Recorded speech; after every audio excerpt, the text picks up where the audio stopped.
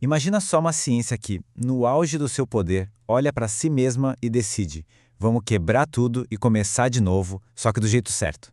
Parece loucura, né? Mas foi exatamente isso que a matemática fez no século XIX. Um período em que ela não só descobriu novos mundos, mas se reinventou por completo. Pois é, e essa é a nossa ideia central aqui. A questão não era só achar novas respostas, mas sim questionar as próprias perguntas que eram feitas. A matemática estava deixando de ser só uma ferramenta que dava resultados para se tornar uma estrutura lógica, sabe? Impecável. E para a gente navegar por essa época tão fascinante, a gente vai se basear na análise profunda de um mestre no assunto, o historiador da matemática Maurice Klein. A obra dele é que nos permite entender as engrenagens, as forças que moldaram esse período. E é super importante dizer que todo este material que a gente vai ver aqui foi cuidadosamente selecionado e organizado com a curadoria do professor Rogério Joaquim Santana, o que garante para a gente uma visão bem clara e focada no que realmente importa. Ok, para a gente entender o tamanho dessa revolução, a gente precisa dar um passinho para trás. O século XVIII, o anterior, foi uma era de grandes vitórias para a matemática. Só que esses triunfos escondiam uma fragilidade, uma base meio bamba. O século XVIII foi a era de ouro do cálculo, com resultados, assim, incríveis. Qual era o problema? Muitas dessas ferramentas eram usadas na base da intuição, quase como um truque de mágica que funcionava. Faltava uma teoria sólida por trás que explicasse por que a mágica dava certo. E essa falta de fundamentos, claro, virou um problemão. E a solução para esse problema se tornou o grande tema da primeira metade do século XIX, uma busca quase obsessiva por rigor absoluto. E essa busca por rigor causou uma mudança filosófica gigantesca.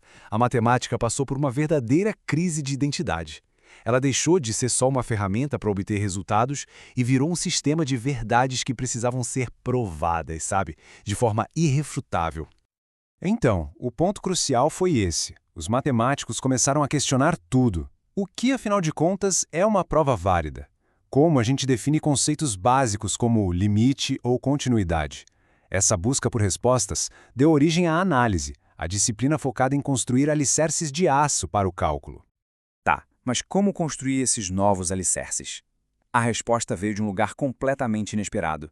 Para resolver os problemas antigos e, de quebra, explorar novas fronteiras, a matemática abraçou uma ideia que por séculos pareceu absurda, impossível. Apresento a vocês o número complexo.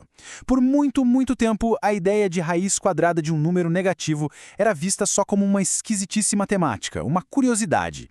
Mas no século XIX, ela se tornou uma ferramenta revolucionária. Pensa só, por milênios, a matemática viveu, em grande parte, numa dimensão só.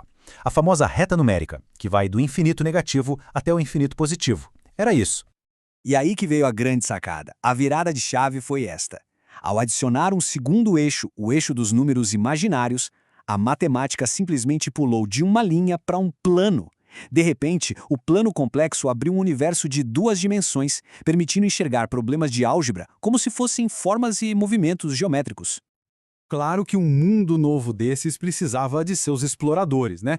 E três gigantes lideraram essa expedição: Augustin Louis Cauchy, Carl Weierstrass e o grande Bernhard Riemann.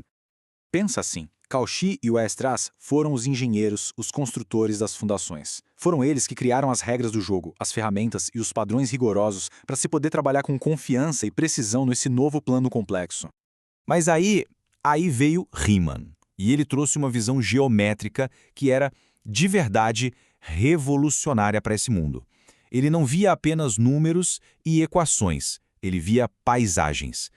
A genialidade do Riemann foi imaginar como essas funções complexas poderiam ser representadas como superfícies curvas no espaço. Com essa ideia, ele transformou problemas de álgebra complicadíssimos em questões de geometria, que podiam ser visualizadas, intuídas. Foi brilhante.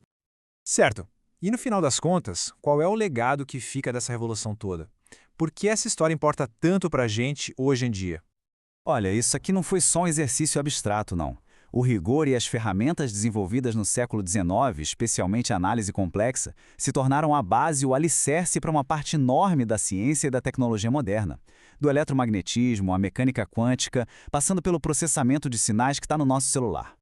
Em última análise, a grande transformação do século XIX foi essa: A matemática deixou de ser uma ciência sobre como calcular as coisas para se tornar uma ciência sobre entender estruturas abstratas, suas propriedades e as conexões profundas que existem entre elas. E tudo isso deixa a gente com uma pergunta no ar, né? Assim como os números complexos um dia pareceram absurdos, impossíveis, quais são as ideias matemáticas de hoje, aquelas que parecem estranhas ou sem aplicação, que estão só esperando para destravar as grandes revoluções do futuro?